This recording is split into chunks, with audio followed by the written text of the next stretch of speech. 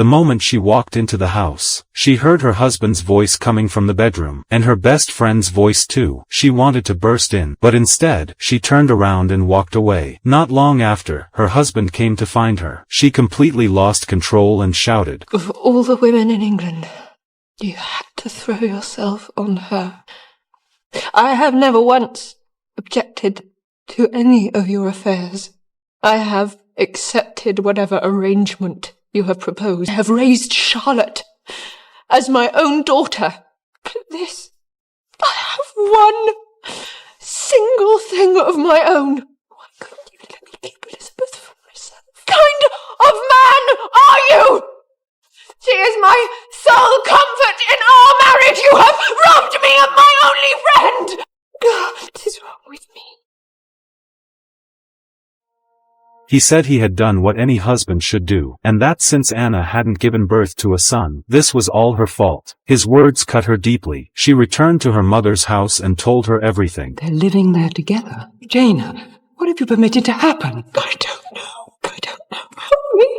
Help me, please, Mama. Tell me what to do. You must write to your husband and insist he send her back to whatever horrid little place she came from. He will not.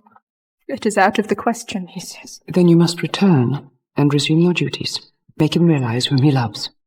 Her mother's words gave her some temporary comfort. She started to believe that having a child could change everything. One day, Anna returned home, and saw a naked maid running out of her husband's room. She froze in shock. Then she stormed in and confronted him. But the Duke simply said the maid meant nothing to him. He pulled Anna close and kissed her. Her heart shattered. She said nothing. She just endured it. Two men stood in front of a beautiful statue, making a wish to swap lives with each other. Suddenly, there was a power outage. The next morning, one of them was woken by a baby's crying. When he got up to check, he saw the woman was Tsuehua, his friend's wife. What am I doing in this bed? Did I sleep here last night? As he walked past a mirror, he froze. The reflection staring back at him was his friend. Meanwhile, the other man also woke up confused. When he saw himself standing outside the door, he thought he was still dreaming and attacked himself. Only after both of them felt real pain did they realize they had swapped bodies. Panicking, they tried to retrace their steps. It must have been that statue. They jumped in the car and drove straight to the park. But when they got there, they were shocked. The statue was gone. Apparently, it had been removed overnight. Talk about bad timing. They asked the workers about the statue's location, but the workers said they only take things down, not move them. For that, they'd have to ask the local government office. So they rushed to the community office, but were told the removal happened too fast, and no one knew where the statue went. That meant they couldn't switch back anytime soon. For now, they had to live each other's lives. One man said he had a critical business meeting coming up, something that could decide the fate of his company. He begged his friend not to screw it up. The friend also had a major audition. If it went well, he could finally break into the film industry. So they each headed off.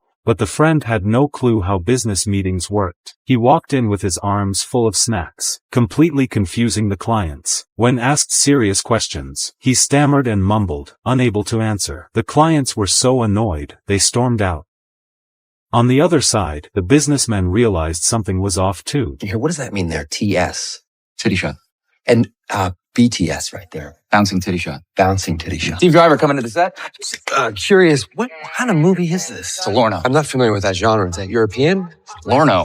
Light porno. Tits and shadows. You ever hear Skinamax? Why do not I say so there is my The teacher couldn't believe his eyes as he watched the student sprint ahead. This was the same kid who skipped class all the time. His car was going nearly 20 kilometers per hour, yet he was still eating dust behind the boy. Why are you following me? You know how fast you were going? What are you, a cop? Look, I don't know if this car speedometer is right. It's an old car, but if it is, you're running almost 12 miles an hour. Means you'd run a mile in 5 minutes. So, always run that fast? I don't got a car, right? Can I give you a lift? No. You can quit following me. Back at school, the teacher looked up past race stats. To his shock, Valdez's speed would place him in the global top 10. He brought the idea to the principal to start a long-distance running team and enter this year's state-level cross-country competition. He had noticed something important. Valdez wasn't the only fast runner at this poor high school. Many of the kids struggled with academics, but they were born to run. The principal dismissed the idea. He said cross-country was for private school kids. Trying to get into college with sports scholarships. "That's not our world," he said. "This is McFarland, the poorest farming town in all of America. Most of our students are children of Mexican immigrants. These kids wake up at 4:30 in the morning, climb into the back of farm trucks half asleep, and spend hours hunched over picking produce with their parents.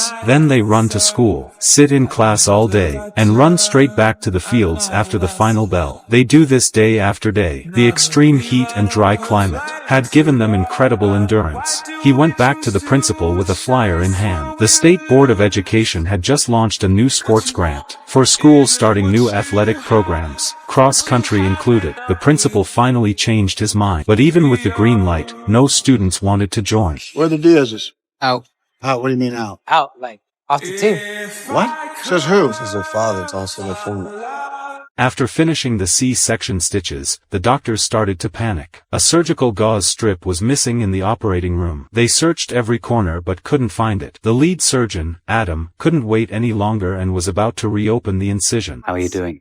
As you've probably gathered, we can't find one of the swabs that we used in the cesarean, so we're going to have to check that that we haven't left it sort of inside you. Sort of inside me. Sort of totally inside Just you. as he was about to cut, he realized the gauze had been delivered out with the baby. Thanks to this, the mother avoided a second surgery. Adam was an experienced obstetrician. He kept a small notebook hanging inside his locker. Each time he delivered a baby, he would mark it down. That day, Adam saw a woman in pain outside the hospital. He walked up and identified himself. Upon examination, he saw that the baby's arm was already sticking out. Adam immediately took her through a shortcut to the delivery room, but the elevator was poorly designed.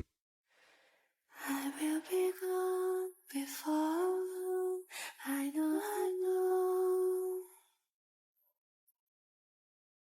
After finally getting inside, he discovered the woman had a prolapsed umbilical cord. If the cord got compressed, the baby would lose blood supply fast. Time was critical. Surgery had to happen immediately. He notified his team to get ready. As soon as the elevator doors opened, he rushed the woman into the operating room. Get her up on the bed. Knee-over position, replace the cord, get her around to theatre. I'm going to change into some scrubs. Do you consent her? Oh, consent her for? A deep tissue massage?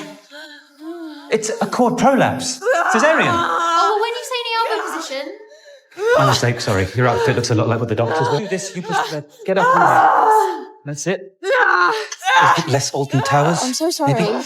The woman tied a rope tightly around her ankles. Then she quickly stuffed her nightgown into an empty wine bottle. She poured red wine all over her lower body. Next, she crawled toward the glass door and slammed into it with force. Her face twisted in pain as she sat on the floor, screaming for help. But all of this was caught on surveillance. She was staging a scene to frame her ex-boyfriend for abuse. To make the plan more convincing, she took things even further. She picked up a box cutter from the table. Then she sliced open the wine bottle's packaging and forced the bottle's neck inside herself. She repeated this painful act for nearly 30 minutes. That evening, before her ex returned, she changed into sexy lingerie, ready to seduce him. The man walked in and was immediately aroused. She flirted with him and he eagerly responded, completely unaware of the danger he was in. As they became intimate, the woman suddenly pulled out a hidden blade and slashed his throat wide open. Blood sprayed everywhere. He died instantly. The white bedsheets were soaked in red. The woman sat at the edge of the bed, regained her breath, and smiled wickedly. Her next plan was just beginning. The next day, she showed up at her doorstep in blood-stained clothes. Reporters who had been waiting outside rushed to her. Her husband, looking confused, walked over. Before he could ask anything, she collapsed into his arms. The husband rushed her to the hospital. When she woke up the next day, police were already waiting to question her. She tearfully explained, Desi assaulted me that night.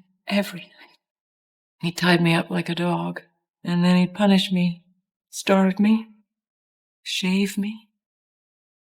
Sodomize me. There were cameras everywhere. Please find this.